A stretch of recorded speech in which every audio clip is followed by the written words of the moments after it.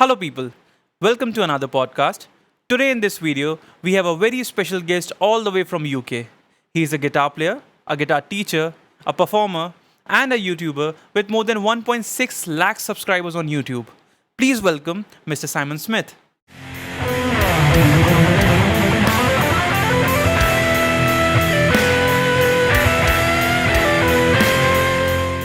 So, hello, Simon. Welcome to this podcast. I'm really glad to have you in our podcast. I'm really happy to be here. Thanks for inviting me. Yep, pleasure to have you. So let's straight away dive into the podcast by my first question: that how did you got introduced to guitar in general as a kid, and how your journey began? So I got introduced into playing the guitar when I was probably about 15 years old. So it was the summer holidays at school, and one of my friends had a new computer game, which was a racing game. And this is back in the days, there was no internet. I think we were on a ZX Spectrum 48K or some terrible machine. And I went round his house, and he was an Iron Maiden fan. And I'd never heard Iron Maiden, but for the whole summer holidays, I went round his house pretty much every day to play this racing game. And he was listening to Iron Maiden. And by the end of the summer holidays, I was obsessed with Iron Maiden. So getting into Iron Maiden, and then just listening to those songs over and over on my Walkman, and I thought I need to learn how to do that. Yeah. So didn't have much money as a kid, but my nan had a savings account for all of her grandchildren. So I think there's about £80 in there. So I said to my nan, "Can I have my savings account money?" Yeah. So she gave it to me, and I went to a local guitar shop and I bought an Encore Strat copy, and the worst sounding amp that you've ever heard in your life. But I didn't know what was good. I didn't know what was bad. I just wanted to make some noises. So I got this Encore Stratocaster copy. I got this little amp, and from that moment I was obsessed, and I couldn't put it down. So I didn't know whether I was playing with a pick or with my fingers. I didn't know what a chord was, but all I knew was this thing makes a cool sound. So I just kept going, and yeah, that was a long time ago. Yeah, I can understand. So Yeah. after that, the whole journey was as you were self-taught, or you had a teacher?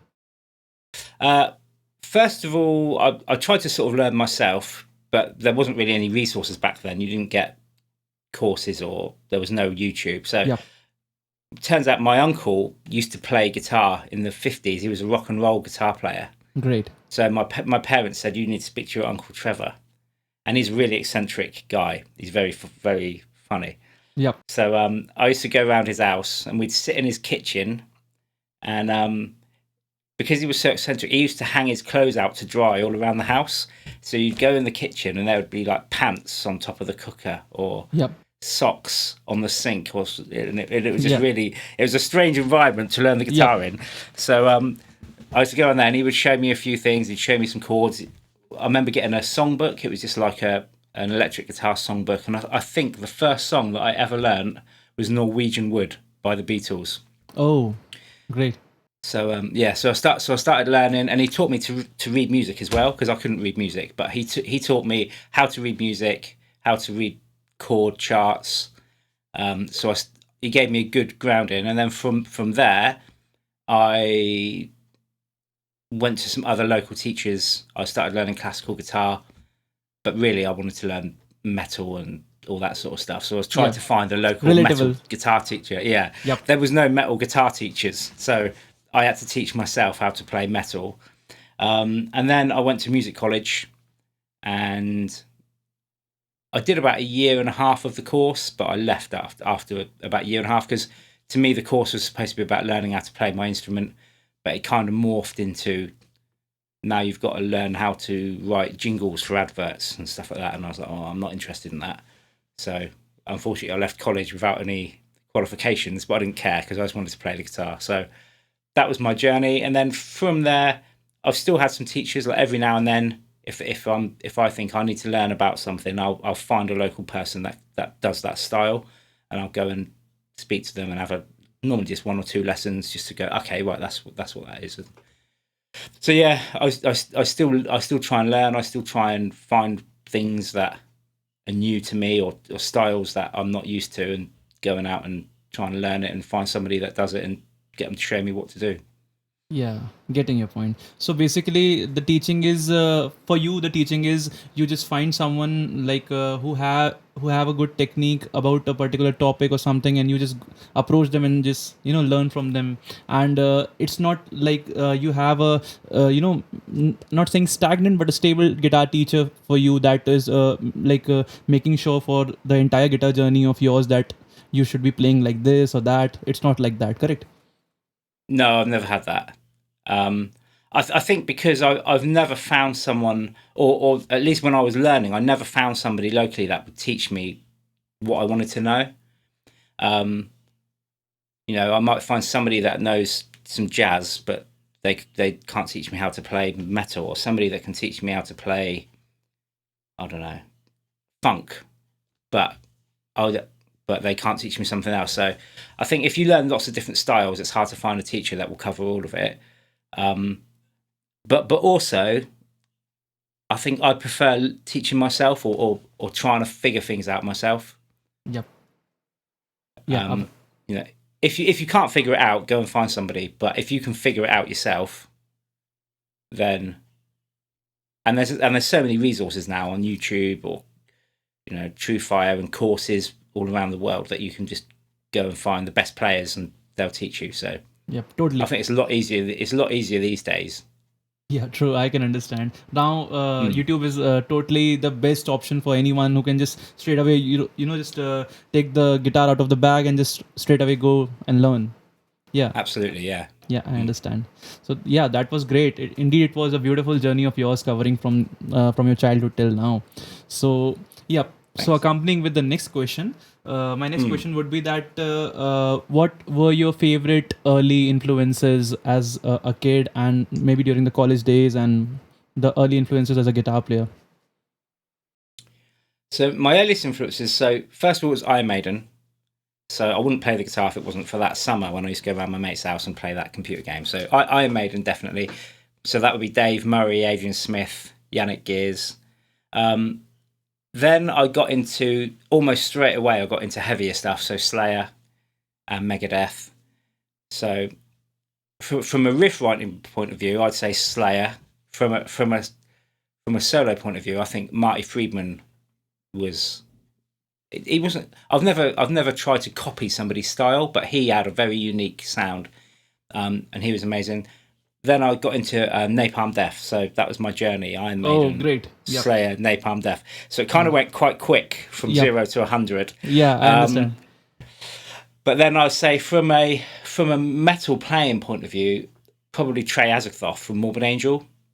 From when I first started listening to like Blessed Are the Sick and Covenant and those early albums, I'd never heard somebody play the guitar like that and make it sound like that. And I'd say he was one of my first, I wouldn't say he was a guitar hero, but somebody I really thought that's a technique that is pretty incredible. So from an early point of view, I'd say that was my sort of journey: Maiden to Slayer, Megadeth, then Napalm Death, Morbid Angel. But I never really learned metal techniques. I just figured out what to do myself, and whereas I probably could have done with somebody showing me a few things back in the day, but there wasn't really many metal guitar teachers around in the late 80s. Yeah, or early 90s. Yeah, or none that I could find anyway. Yeah, I understand. So that time you were also like doing the the live scene, as in maybe you're playing metal live as well that time, or maybe it's just you were enjoying the songs and playing at your home with an amplifier or something.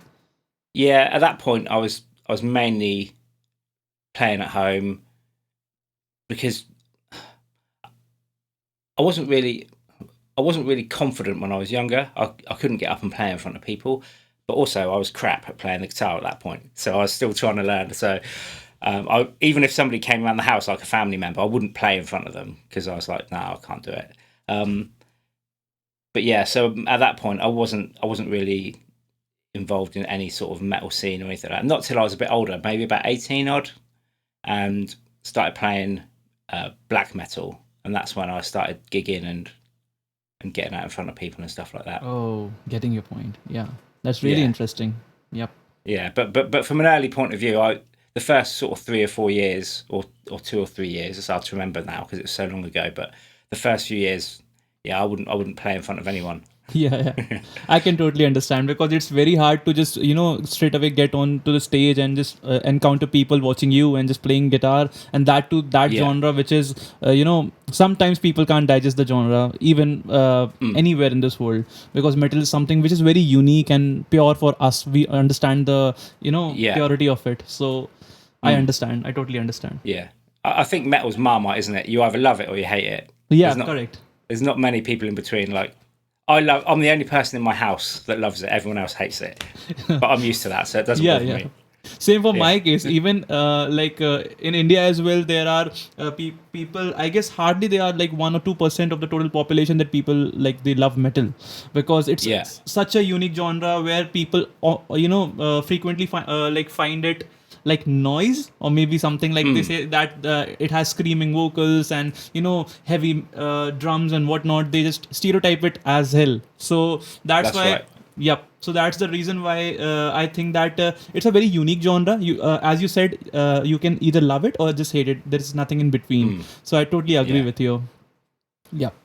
So Yeah, it's people that Yeah. understand that it's actually technically challenging. They just think you go, yeah, people correct. and people at work they go, oh, you're in a metal band, oh, do you shout? It's like, yeah, nice one.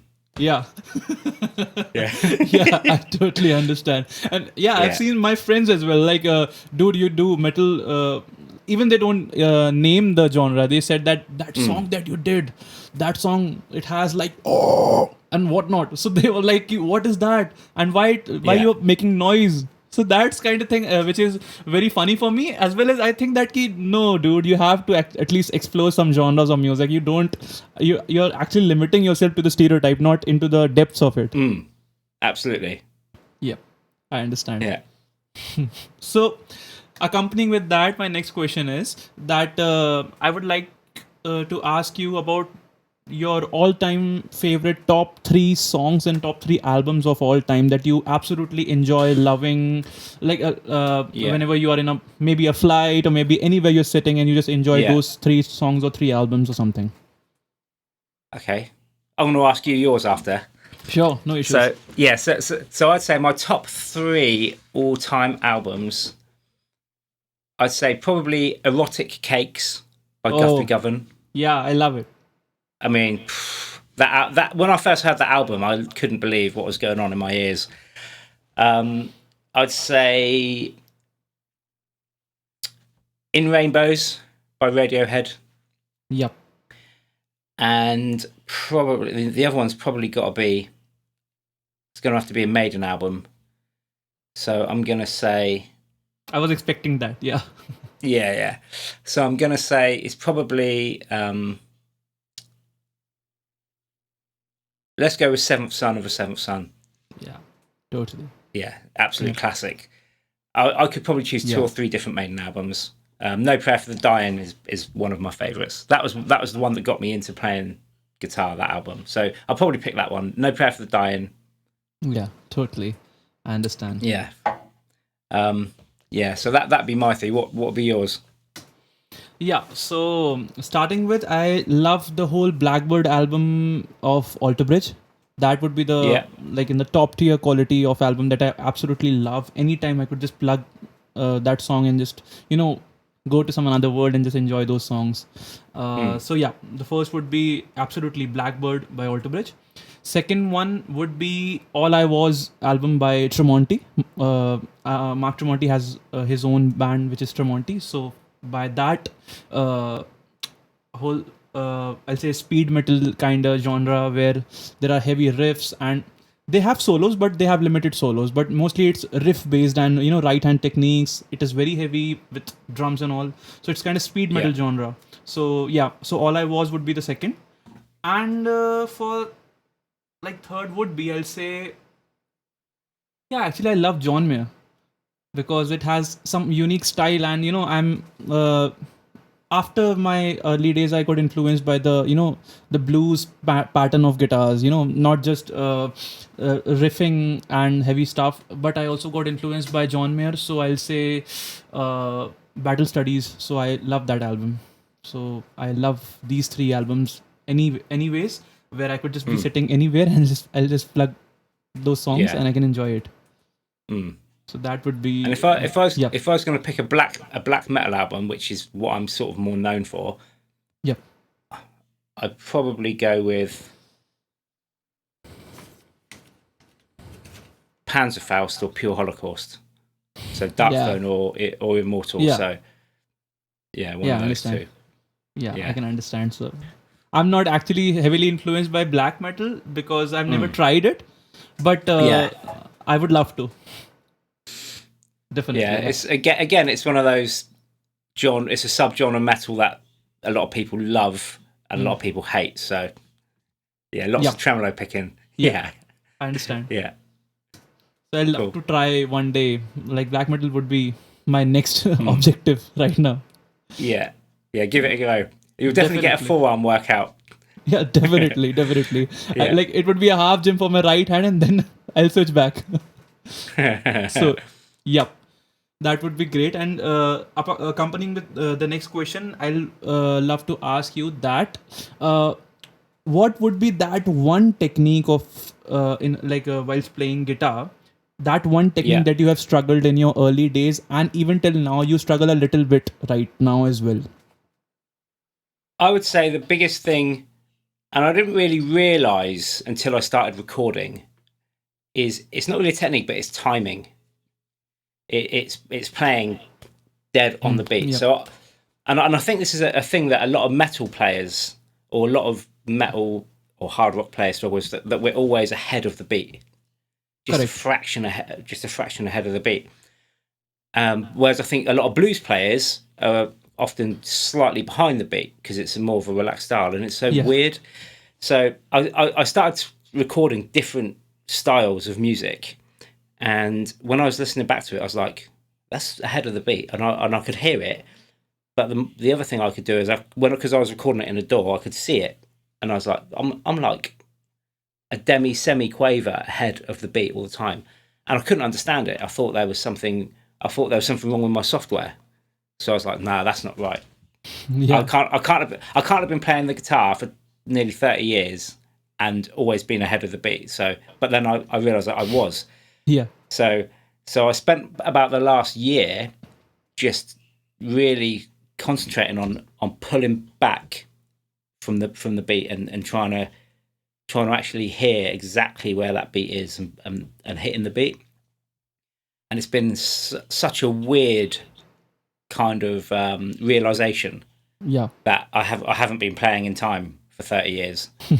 Yeah. But no one's ever noticed it because it's fractional, and I think you only notice it when you record. I think if you're playing live, you don't really pick up on it because it's such a minute amount of time. True. But when you're recording it and trying to get it dead on, so yeah, I would say it's not a guitar technique. It's more of I don't know if it's a listening thing or a feel thing, but yeah, that's the thing that I've realised I struggled with, but I didn't realise that I was struggling with before. What about you? Yeah. So for me, it would be I'll say sweep picking.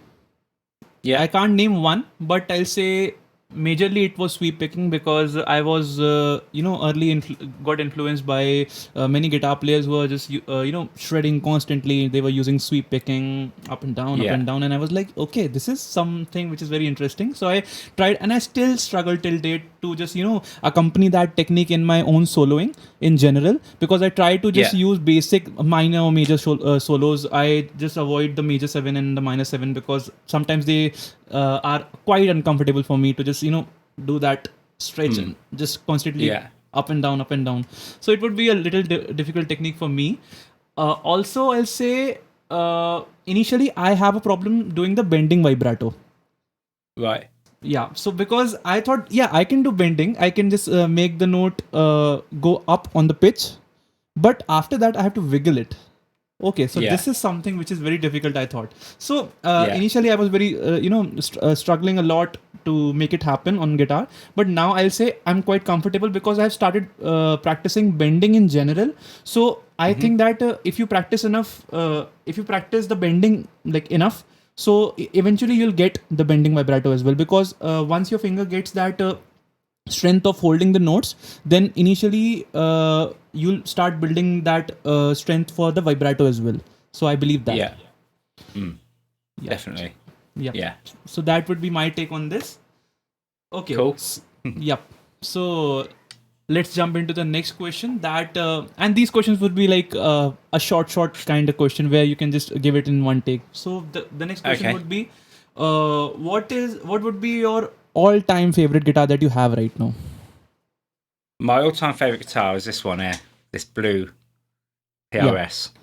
It's a Whale Blue Custom 22. I think that's my favorite guitar that I've ever owned. I've had Okay. it for probably about 5 years, 6 years, Mm-hmm. and it's probably the longest I've ever kept a guitar because I always buy, swap, sell, part exchange, get something else. But that one will never leave my house until I'm dead, Yep. and I might even get buried with it. I don't know. Yeah, what's your favorite? Your PRS? Yeah, because I only have limited guitars, so I'll say yeah, one only. This is my PRS SE Custom 24. I purchased Yeah, it in like 2017, I guess, and since then I got introduced to the world of PRS, and yeah, I just absolutely love these guitars. No matter what happens, these guitars stay in tune. They never get yeah, out of tune, and also they have a super stable neck that can help me to just bend the notes, like help me phrase in general, and yeah. do whatever I wanted to do in like independently. So yeah, so I'll say this one. This one would be my like all time favorite guitar. Yeah, I'm with Yeah, you on that. yeah. So yeah, PRS rocks. Yeah, they do. Can't Yeah, argue with that. yeah. Yeah. So the next question would be, what would be your favorite amp? Um, I don't really have a favorite amp. I've gone through a lot of amps over the years. I think probably the one that I enjoyed playing the most was the orange Rockaverb 50 head, but it weighed about 50 tons, and lugging that thing around with the 2x12 cab was not good for me. So now I have got the PRS MT15, Oh, which I is love that. Yeah. it's an amazing amp. Yeah. So that's probably because most of the time now I use little quilter heads. I don't know if you know the quilter stuff. Not really, but I would love to know about it. Yeah, so basically it's a little solid state head. It weighs about 1 kilogram. It's 200 watts. Like a So lunchbox style? now probably about a third of the size of a Okay. lunchbox Yep. style. And I've got one over there, but I won't get it out because Yeah, I have to unplug everything. Right? Yeah, I understand. Yeah, but it's but they're brilliant. So what I mainly use now for most stuff that I do live or rehearsal is I go from my guitar into a Line 6 HX stomp and then straight into the quilter. So I'll use an amp modeler and use the quilter as a backline really. But in terms of my favourite amp at the moment, it is the PRS MT15, and it's bloody loud for a 15 watt amp. It'll blow Yeah. the house down. Yeah, Have I you know. tried I one? know. Have you? Have you got one? Actually, no, actually, I'm not having an amp right now because I, like for live, I just use my this Line 6 Helix I have. So I use Yeah, that. But earlier, when it got released, I saw the PRS videos and also Mark Tremonti, demoing it. I have seen yeah, that. So that time he was just constantly doing heavy riffs on that, and I was like, dude, that is sounding exactly like the album version, even without the double tracking, even without any recording. Like it's just straight away through the air. Just people were recording yeah, through the like their cell phone, but still that output was so damn loud. I was like, it's just a 15-watt amp, and it's sounding so damn yeah, loud and so heavy with all that purr that we get while we are just chugging the notes. So I was yeah, like, I'm completely just shocked, and I on that day only I just started like fanboying that particular amp, and as you stated that it's your favorite amp, that then we are just so yeah, we are in the line. We are in the line. Yeah, absolutely. Yeah, it's a killer amp. Yeah, it's a killer amp, undoubtedly. Yeah. So the next question would be your favorite pedal, I'll say. If I had to choose a single pedal, then I would choose the Strymon Riverside. Oh. If I could choose a multi-effects pedal, then it would be the HX Stomp, just because it's about this big and it does everything. Yeah, I understand. Yeah, but from a single pedal, I'd say the Strymon Riverside, because it sounds more amp-like than any other distortion that I've used. And and it's versatile, it's 2 channels. So yeah, I'd say that's my favorite pedal. What's yours? I'll say I'm quite a traditional guy who just loves the tube screamer. Yeah. And the basic Strymon pedal, but I love the digital delay as well by Boss. I love that. So these are some traditional ones that I've loved, because I've not tried many pedals. I straight away got into just digital plugins by just plugging and playing the neural DSPs. I just love that. I just love them. So I use them for most of my playing, and for live I just use my Line 6 Helix. So I don't have the much opportunity to get exposed towards the pedal world, but I'll still say that I love the Tube Screamer. And I guess one pedal is also there which has a name called OCD. Oh yeah. Yeah. The full tone. I love that pedal. Yeah. Yeah. Full tone. It's a good pedal.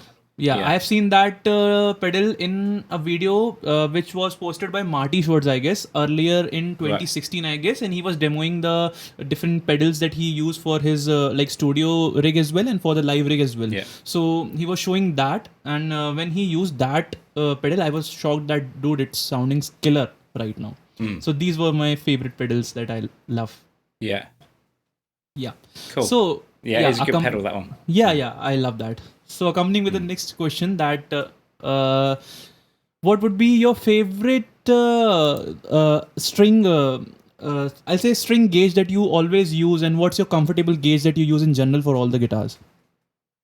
Well, most of the time I use a 9.5. So I think it's the Dario 9.5s. I used to use the Slinky 10s. Ernie Ball, yeah. But my hands are getting old, so I haven't got the strength anymore because all my bones are getting brittle and stuff like that. So I'm on the 9.5s. This guitar here, that's tuned to drop A, so that's got Ernie Ball Slinky 60s on it. So that's pretty low tuned and pretty thick. But for most of my guitars, I'll use 9.5s. Because I don't know, because 9s always feel a bit light, and 10s, my old fingers, So I go with the 9.5s normally. Yeah. I What do you use on yours? Yeah, I'll be a 9 guy. I'm not. I've tried 10s, but it doesn't work for me because again, I'm young, but I'm old as well. So I'll say that 9 works for me always, because I am a player who believes much in bending while soloing in general, or maybe some improvisation or something like that. I use a lot of bends. So if I'm using 10s, so this finger it gets don't like it. Totally, this finger doesn't like it, and it gets like I'm about to just break this finger. So that's why I always use 9. And the brand would be, I always love D'Addario. I've tried Ernie Ball as well, but not exactly my kind of taste whenever I am trying to use them. But I love the D'Addarios for that. Yeah. So we use the same strings. That's what I use the D'Addarios. Yeah. I love them. I just use a half a gauge.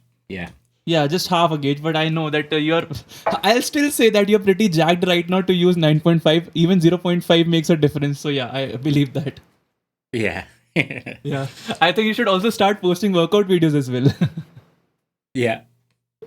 Even you have posted, if I remember, that you told in some lesson, I guess you told about the forearm strength. So you have given an explanation. Yeah, about just tearing a paper and just doing like this and then just opening it up again. I've seen that video. Yeah. Did you try it? Yeah, I tried that, and of course, I Yeah. then switched back to nines. I thought you'd be on 11s after that video. Yeah, I thought it would have been worked, but I thought that now my forearms are completely gone. I have to switch back to nines, or maybe even eights, I guess. Yeah, maybe. Yeah. Yeah, so I tried Pre-exhaustion. that. Yeah. Yeah, true. So the next question would be, right now, how many guitars you own, and would you like to just name them like accordingly?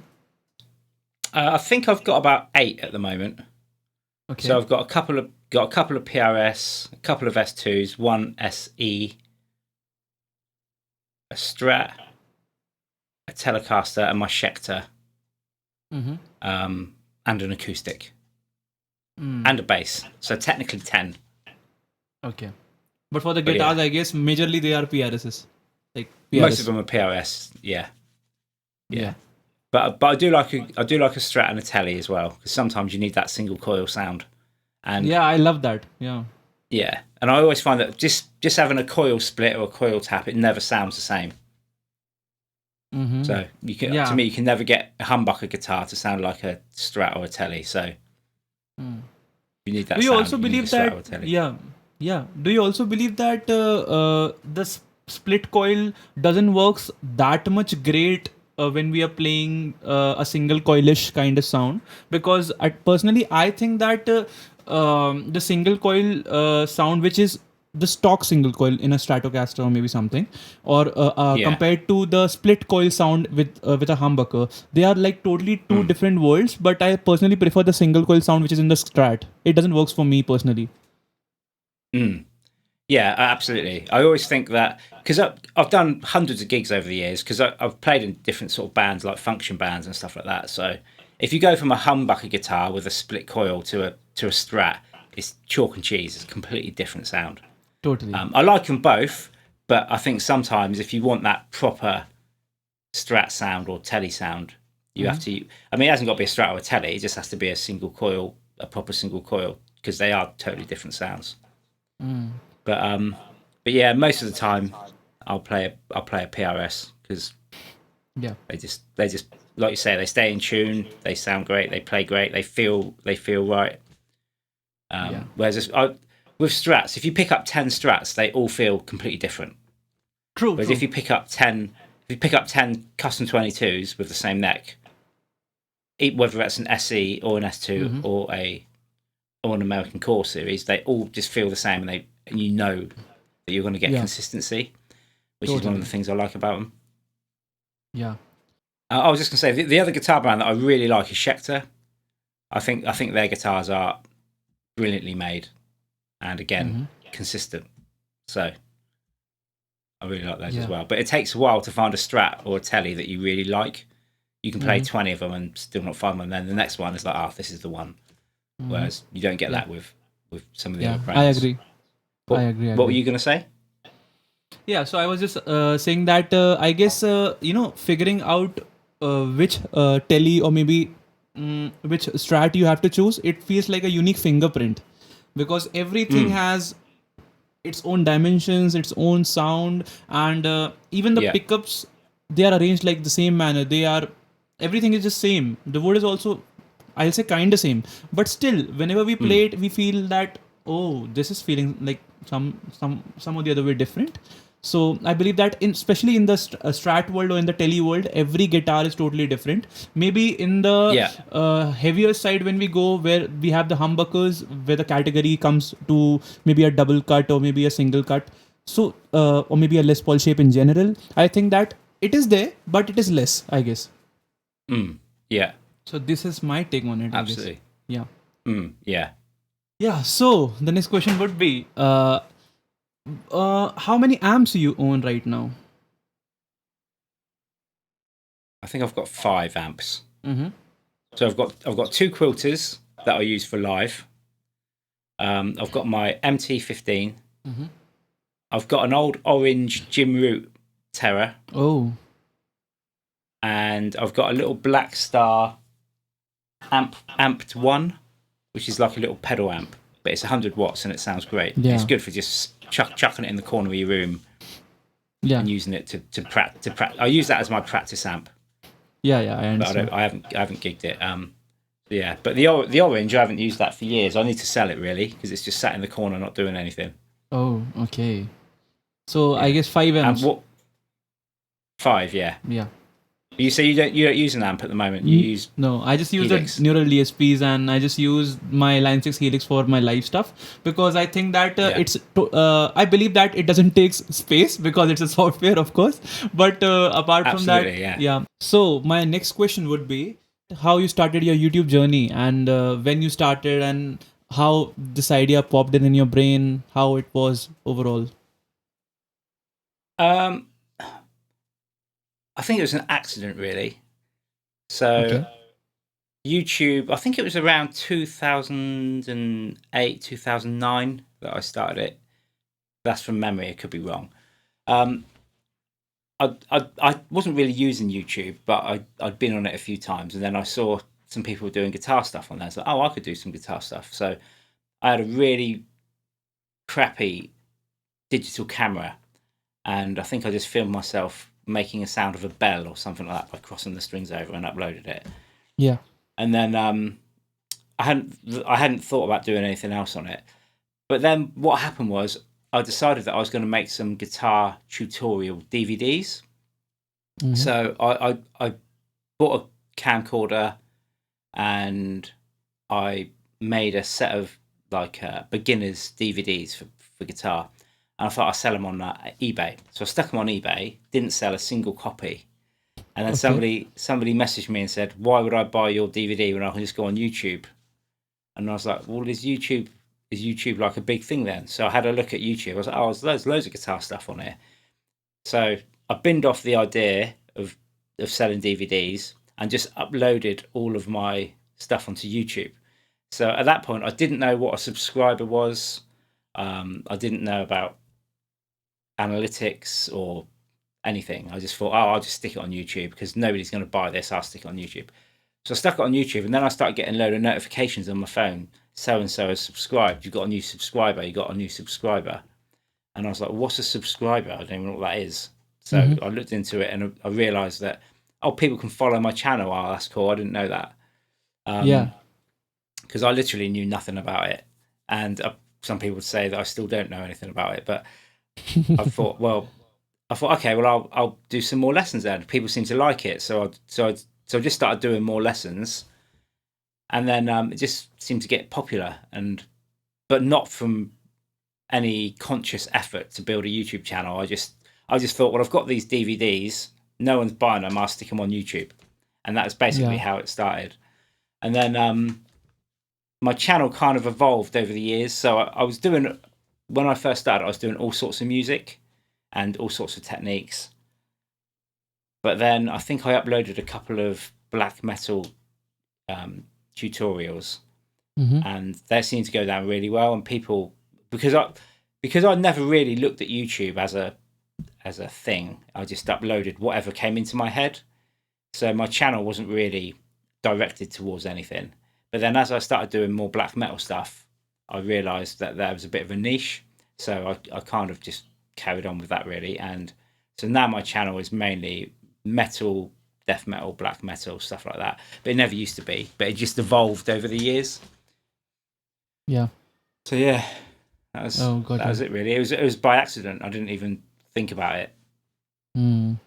Sometimes these beautiful accidents happen, and we just enjoy it like hell right now.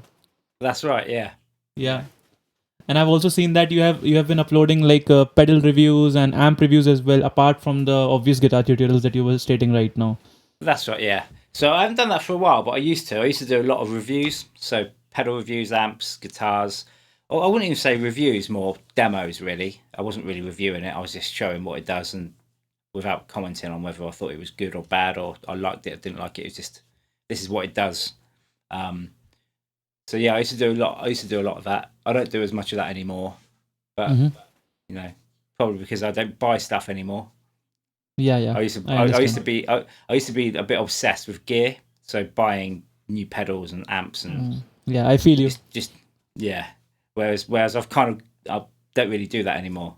I wouldn't say I'm over it because I always like trying new stuff, but I think I realised that you're there's no pedal or amp that's gonna change your world. You just need to practice more. Yeah, I understand totally. Yeah.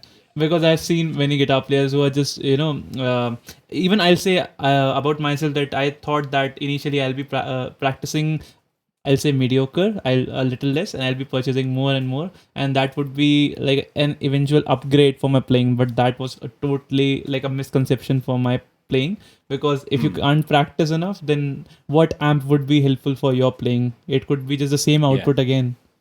Absolutely. Yeah. Yeah, I agree with you. So, yeah. So, the next question for you would be, uh, what, like till now, what is the best memory of you with your, like, in your guitar journey, in your guitar career till now that you remember, and you always cherish that memory, you always enjoy that memory whenever you get, when you recall that memory in your, conscience. Well, that's a good question. I don't think I've got one specific memory. Actually, that's probably not true. I'd say probably the first tour that I did. So in my old metal band Snub, the first tour that I did was probably my best memory, because I met some really good mates that I'm still mates with now in the other bands that we were touring with. I still see every person that I was touring with back in the day. So I'd say most of my memories that I've got from playing music or playing the guitar is less to do with the music, but more to do with the people. Mm-hmm. Because I've got so many mates now that I wouldn't have if it wasn't for music. Yeah. What's yours? Mine would be, I'll say, it's something which is related to, I guess, Instagram. So yeah, it's partly in my, like, I'll say, of course it's a part of music, but it's on a virtual basis. So I'll say, when Mark Tremonti commented on my video, I'll say. Yeah. And when Jenna Fisher from The Office, it's a TV series, when she commented on, she reposted my video as her story on her Instagram. So that would be my virtual memory, that I'll say that Oh, it that's would be the cool. best memory of mine. And Yeah. apart from that, if I tell you about my live scene, so I'll say performing here in fests that I have been doing. But the first encounter of myself, getting onto a stage where, like, I'll say, 6,000, 7,000 people are watching me, 10,000 people are watching me. So it's like, here it was a huge crowd back then. So when I initially stepped onto the stage and I saw so many people, I was like, okay, people are listening to me, and they are just watching me playing live as a guitar player in front of them. So it was quite, I'll say, heartfelt for me. And Yeah. that would be the one of my best memories of all time. Yeah. That's awesome. So you're a fan of The Office? Yep. Which one? The American one? The UK one? I'll say the American one, actually. Oh, really? I Yeah. do. I mean, I love both. I still think the UK one is the pinnacle, but the Mm-hmm. American one is brilliant. I love that. Yeah, yeah, I understand. It's a great show. Yeah, Yeah, totally. Actually, my yeah, friend introduced me to The Office, I guess 2 years ago. So right. he said, "Ki, dude, you have to watch it. It's so funny, and it has some wicked sense of humor, and everything is Yeah, great about." I love Steve Carell as a person as well, and yeah, also the acting that he did. mm, Everything was so great in that. Like, every episode, I enjoyed it yeah. totally. Have you watched the UK one? Not right now, but I would love to. I'll say. Oh, you need to watch it. It's the original and the best. Yeah, yeah, yeah. Yeah, Yeah, I have to watch it definitely. I should, yeah. put it on my wish list actually. Oh, definitely. Yeah, but the American one is just as good. I think. Well, maybe not Totally. just as good. It's close, but Yeah, it's close. yeah, Okay. yeah, yeah, Yeah. Okay, I'll watch it definitely. yeah. You would love it. Yeah. So after that, I would ask you one more question. That would be, Hmm. I want to have a take of yours on this question. That what is the hardest and the easiest thing about guitar? The hardest and the easiest. Oh, that's a good question.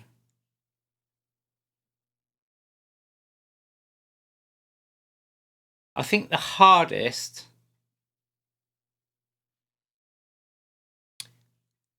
For me, the hardest is playing in front of people the way I can play when I'm not in front of people.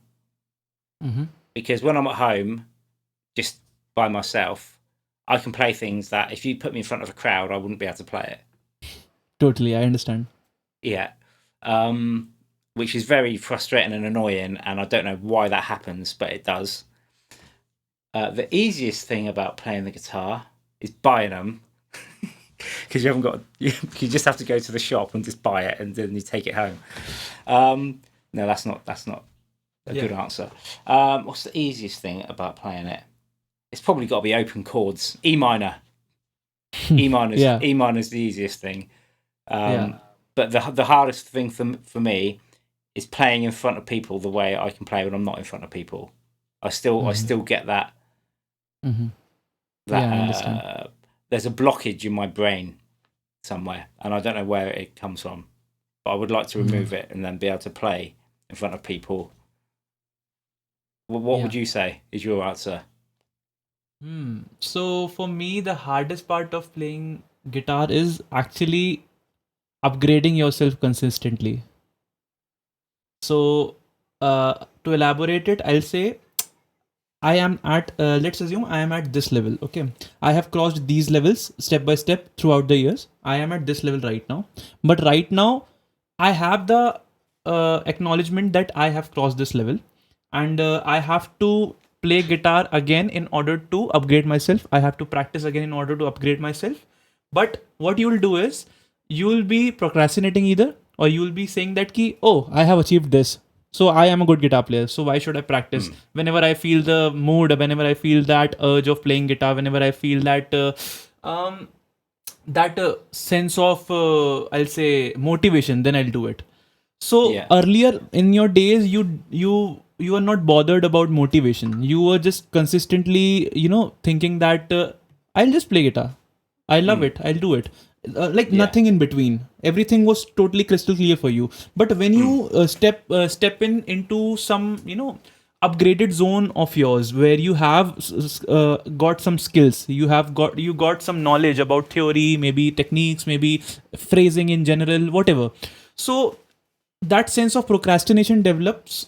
So the hardest part would be picking up the guitar again when you are at some sort of skill level, you have upgraded, but you have to again increase that drive that it was there initially in your early days, and still you have to feel like a kid again, consistently practice and achieve another upgraded level of yours that you were not there at the first place.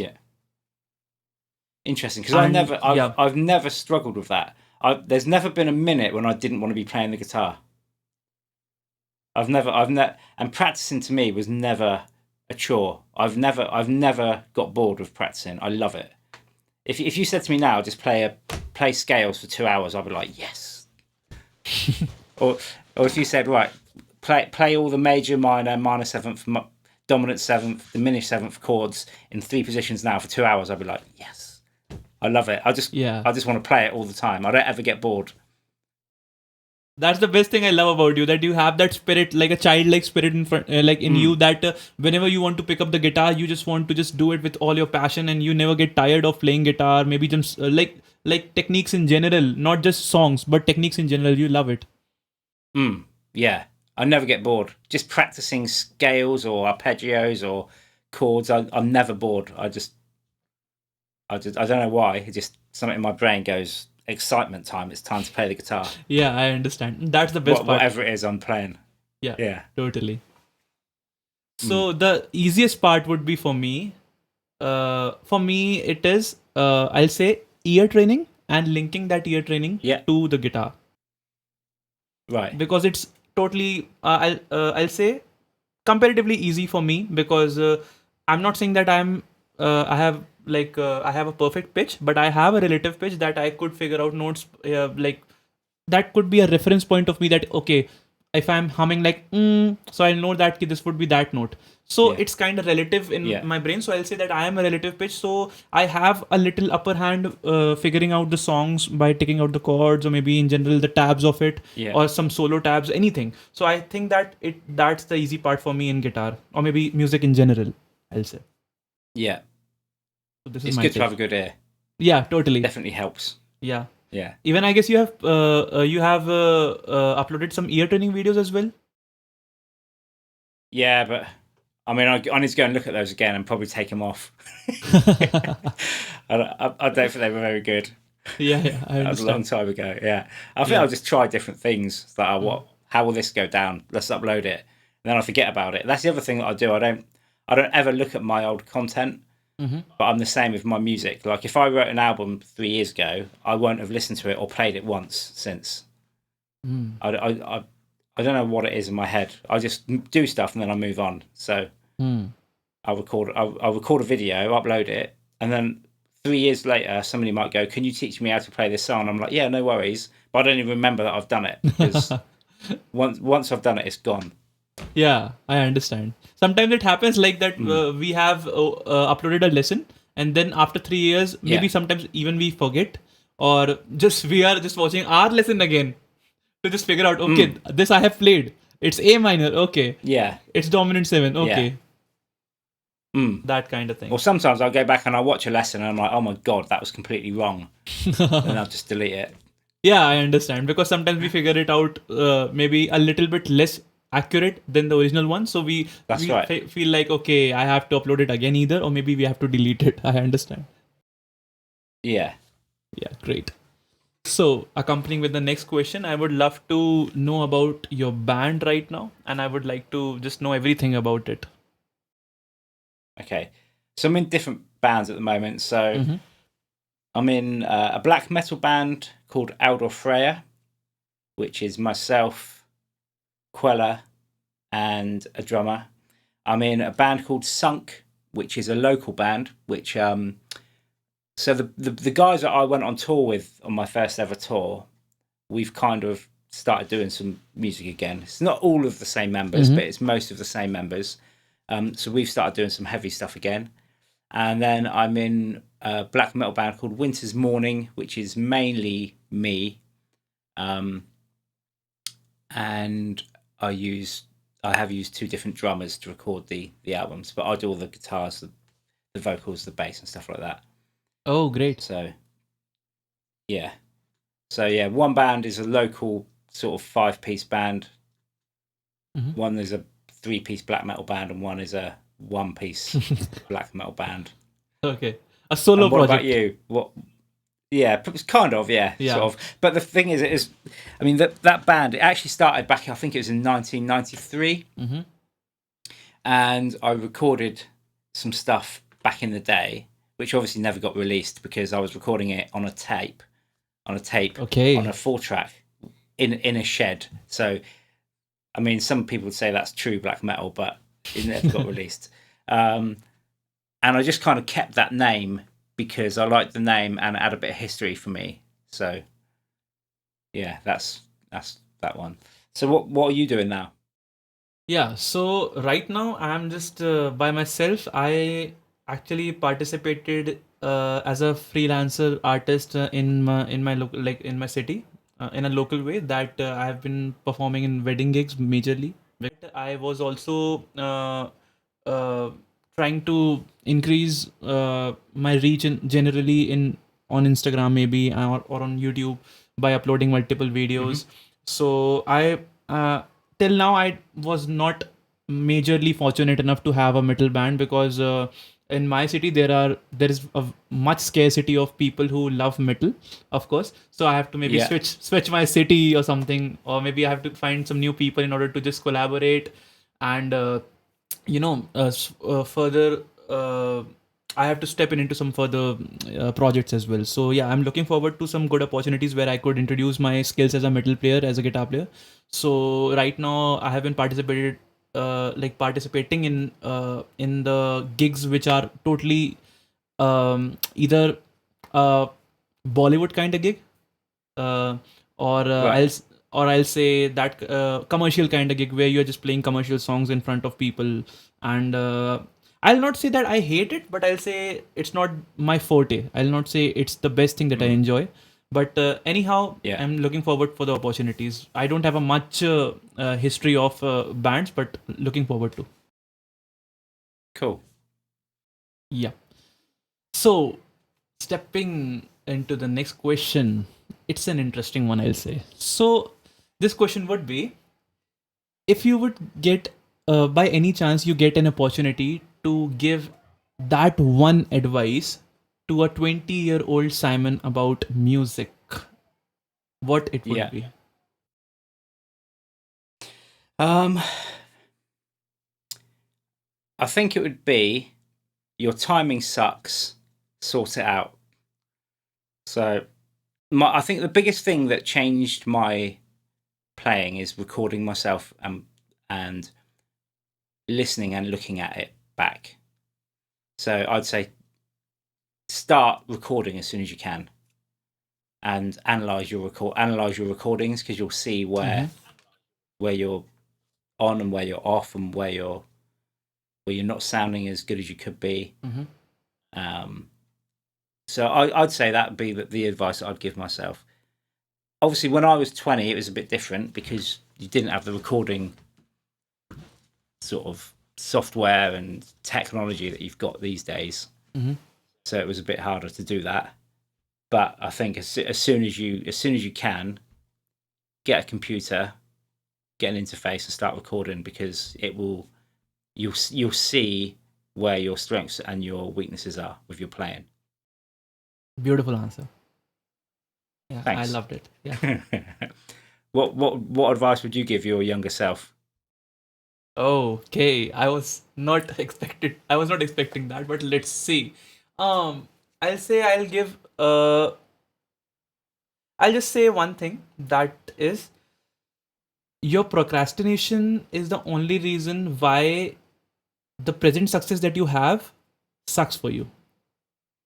And to elaborate that, it would be, uh, consistency is the key for anything. I believe that. So I'll say, be more consistent. And if you want to just pursue your career as a musician, and you don't want to stick to a traditional or a cliche pattern of earning money, so choose one thing in music, maybe YouTube channel, maybe live gigs, maybe I'll say being a teacher or something.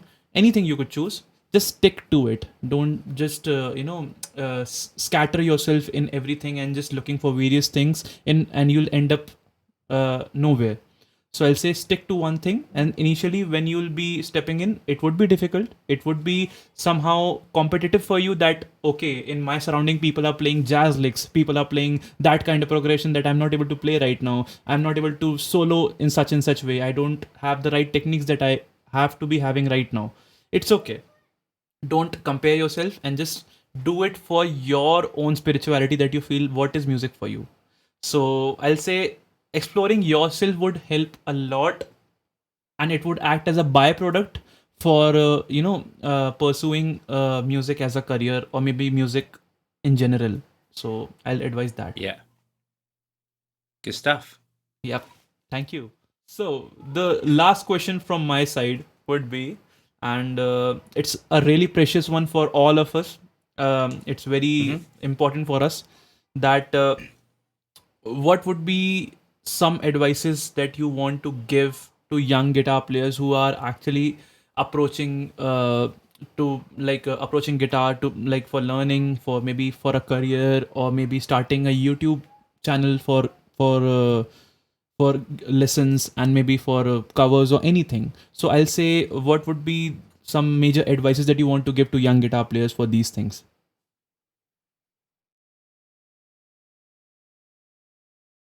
It's a good question. I would say try and get as many different influences as you can, because just siloing yourself into one specific thing won't help you to improve as I mean, it depends what you want. If you want to be a musician, or you just want to play some songs, to me there's a difference. I think if you want to be a musician, you need to have a broad range of influences. If you just want to play a few songs, then carry on doing what you're doing. I think learn to read music learn to read music, learn harmony, learn music theory. I think so many guitar players don't bother with that because they think they don't need it, and you technically you don't need it, but learning it will give you a lot more. What's the word I'm looking for? Options in terms of if you want to quickly come up with a harmony, rather than taking you 10 minutes, you can do it in 30 seconds. You can go, okay, go to the third, go to the fourth, go to the sixth, blah, blah, blah, right? So I'd say learn, because guitar players are one of the only musicians, or in my experience, that don't know music. And to me, it's like, if you're a musician, you need to learn music. True. So you don't find many pianists that can't read music, or you don't find any trombone players that can't read music. True. But you find millions of guitar players that can't read music. So don't be lazy. Go and learn how to do it, because you're a musician. Obviously, I'm not speaking to people that do that. I'm speaking to people that don't want to do that, or think they don't need to. And arguably, you can say you don't need to, because a lot of great musicians or great guitar players didn't. But I've always found it odd that guitar players don't learn music. So I'd say that's one piece of advice: get as many influences as you can. Listen to loads of different sorts of music, from classical to wherever your limit is on the metal scale. Some people's limit is here, some people's limit is up here. So, but everything, jazz, funk, indie, pop, listen to all of it, because it will all give you something new to add to whatever you're doing, to your style. The other thing I'd say is never stop learning. Mm-hmm. I think that's probably what's helped me the most, is because I'm a very curious person. I want to know everything about everything. So in terms of music, if I hear somebody doing something on the guitar and I'm like, what have they just done? I've never heard somebody do that before. Which I got a lot with Guthrie Govan and Jeff Beck. You'll hear them play something, and you're like, what have they just done? Because I've never heard that. So I'd say never stop learning. If you find somebody that's written a book on some new technique, try and get the book, or read it, or borrow it, or go to a library. But yeah, I'd say those are the things.